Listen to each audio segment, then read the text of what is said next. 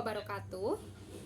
Perkenalkan, nama saya Rizvianti, mahasiswi Universitas Surya Kencana Cianjur, program studi Teknik Informatika, yang saat ini sedang melaksanakan MBKM Merdeka Belajar Kampus Merdeka, yaitu pertukaran mahasiswa dengan Fakultas Hukum Universitas Surya Kencana Cianjur. Di video kali ini saya akan mereview materi hukum pidana yang telah disampaikan oleh Ibu Profesor Dr. Hajaheni Nuraini SHMH beserta asistennya Bapak Dr. M. Rendi Aridayandi SHMH. Baik, kita langsung saja ke pembahasannya. Di pertemuan ke-6 ini masih melanjutkan pertemuan minggu lalu, yaitu membahas mengenai sebab akibat atau kausalitas. Serta di pertemuan ke-6 ini akan membahas mengenai bab 5. Sebelumnya di pertemuan minggu lalu kita membahas mengenai teori-teori ajaran kausalitas atau sebab akibat. Dalam teori tersebut diperlukannya ukuran yang didasarkan pada yang pertama, yaitu penentuan subjektif, yaitu yang dianggap sebab adalah apa yang oleh pelaku dapat diketahui serta diperkirakan bahwa apa yang dilakukannya itu secara umum dapat menimbulkan akibat. Jadi, pandangan atau pengetahuan pelaku lah yang menentukan akibat dari suatu sebab. Kemudian yang kedua yaitu penentuan objektif. Penentuan objektif yaitu yang dianggap penentu atau sebab adalah keadaan atau kejadian. Pengetahuan hakim yang didasarkan pada suatu keadaan secara umum dapat diketahui.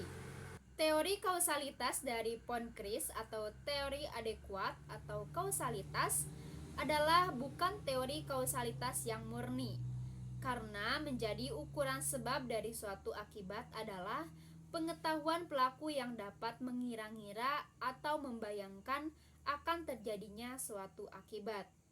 Kemudian ada tinjauan terhadap teori kausalitas, yaitu dari teori-teori tentang kausalitas yang dianggap paling mendekati kebenaran adalah teori adekuat atau kausalitas.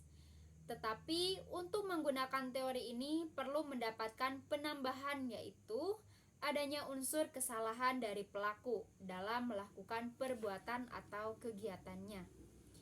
Oleh karena itu, teori dari von Kris ini dianggap sesuai dengan jiwa hukum pidana, yaitu dapat melindungi kepentingan hukum terhadap perbuatan yang hendak memperkosanya. Atas dasar itu, hukum pidana harus membuat pagar atau aturan terhadap tindakan atau perbuatan yang mendatangkan kerugian. Jadi, teori ini bisa teori individualisasi, bisa juga teori generalisasi, tergantung dari pendekatannya dari yang mana. Nah, kalau kita lihat dari sisi pelaku atau sisi penafsiran hakim, tetapi yang jelas boleh dilihat sebelum kejadian, saat kejadian maupun sesudah kejadian. Tetapi teori ini mempunyai kelemahan, yaitu terlalu banyak menggunakan istilah yang tidak terang atau kurang jelas seperti kata-kata kadar, biasanya pengalaman manusia pada umumnya. Kemudian teori kausalitas dalam hal tidak berbuat muncul dalam delik omisi dan delik commissionis per omissionem commissa, yaitu delik yang dilakukan dengan cara tidak berbuat.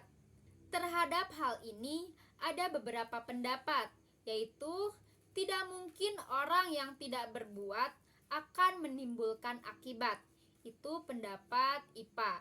Kemudian pendapat ini tidak dapat dipergunakan dalam IPS, khususnya ilmu hukum pidana. Nah, ukuran dari sebab adalah perbuatan yang paling positif yang dilakukan oleh pelaku. Nah, sebab adalah suatu yang dilakukan. Jadi, teori ini juga tidak dapat diterima dalam hukum pidana karena bukan yang paling positif yang menjadi ukuran, melainkan yang ada hubungannya antara sebab dengan akibat.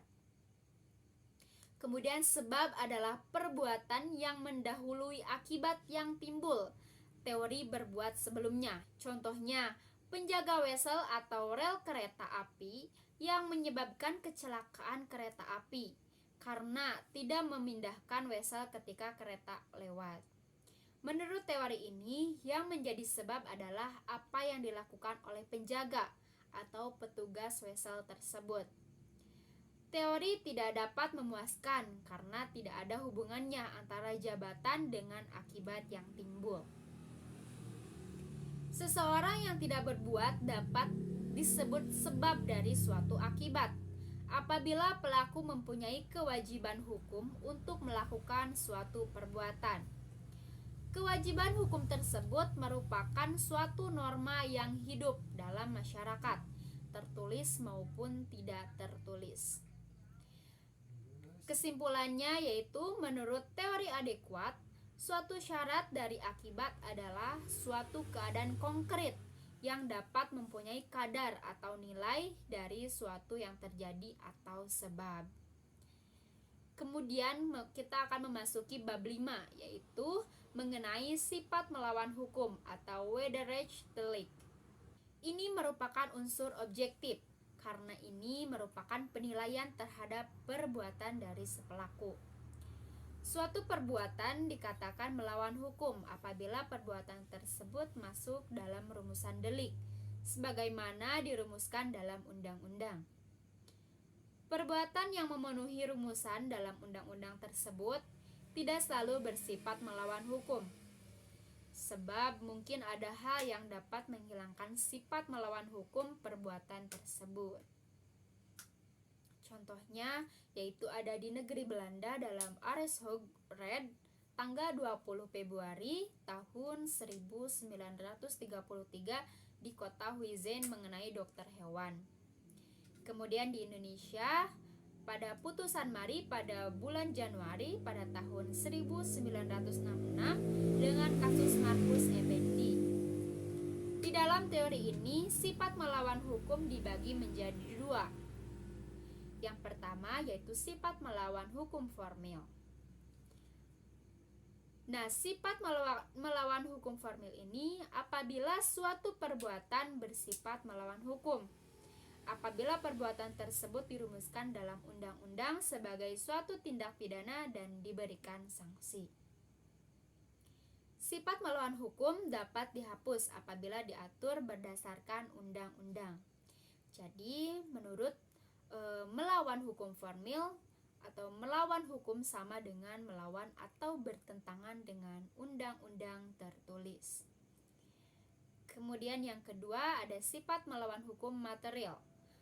Sifat melawan hukum material bukan hanya berdasarkan undang-undang tertulis saja, tetapi berdasarkan asas-asas hukum yang tidak tertulis atau living law.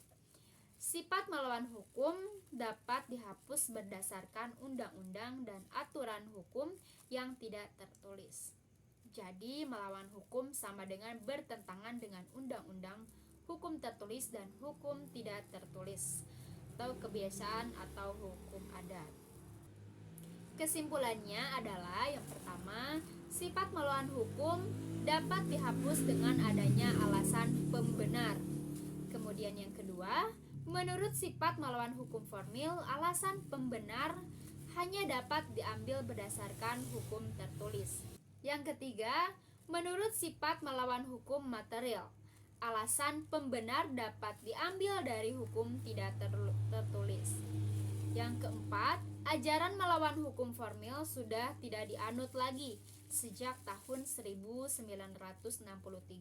Dan yang kelima, yang menentukan adanya alasan pembenar di luar undang-undang adalah hakim apabila terjadi pertentangan antara hukum tertulis dan hukum tidak tertulis. Hukum tidak tertulis harus dipandang adil dan benar oleh seluruh masyarakat umum. Rasa keadilan itu harus bersifat umum. Selanjutnya, sifat melawan hukum material ini dibagi menjadi dua fungsi, yaitu fungsi negatif dan fungsi positif. Yang pertama, dalam fungsi negatif.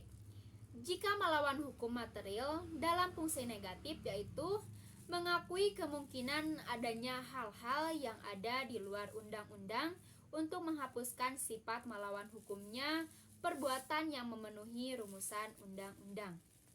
Yang kedua yaitu dalam fungsi positif. Jika melawan hukum material dalam fungsi positif yaitu menganggap suatu perbuatan tetap sebagai tindak pidana walaupun tidak nyata diancam dengan pidana dalam undang-undang. Jadi, mengakui adanya hukum tidak tertulis sebagai sumber hukum positif. Kemudian sistem hukum pidana Indonesia menganut ajaran melawan hukum material dalam fungsi yang negatif. Contohnya pada aris dokter hewan tersebut. Nah, apakah sifat melawan hukum harus dibuktikan? Jawabannya adalah apabila dicantumkan dalam rumusan tindak pidana secara tegas, maka unsur melawan hukum harus dibuktikan. Kemudian apabila tidak dicantumkan secara tegas dalam rumusan undang-undang, maka ada dua pendapat, yaitu dalam fungsi yang positif harus dibuktikan karena mempunyai unsur konstitutif. Ada tindak pidana apabila ada perbuatan yang bersifat melawan hukum. Kemudian dalam fungsi yang negatif, yaitu tidak perlu dibuktikan.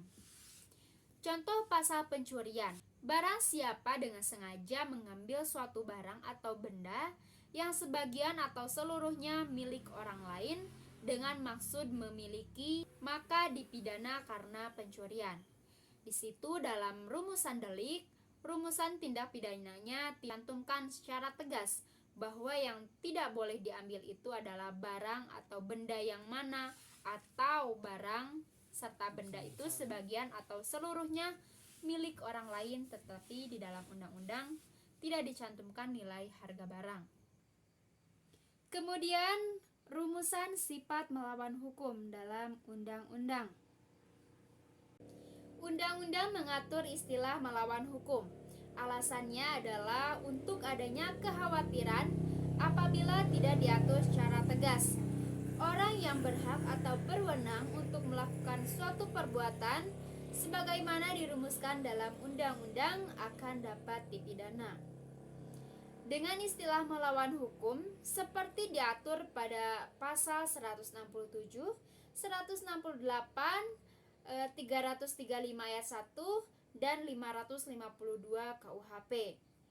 Istilah lainnya seperti tanpa mempunyai hak untuk itu terdapat pada pasal 303, 548 dan 549 KUHP.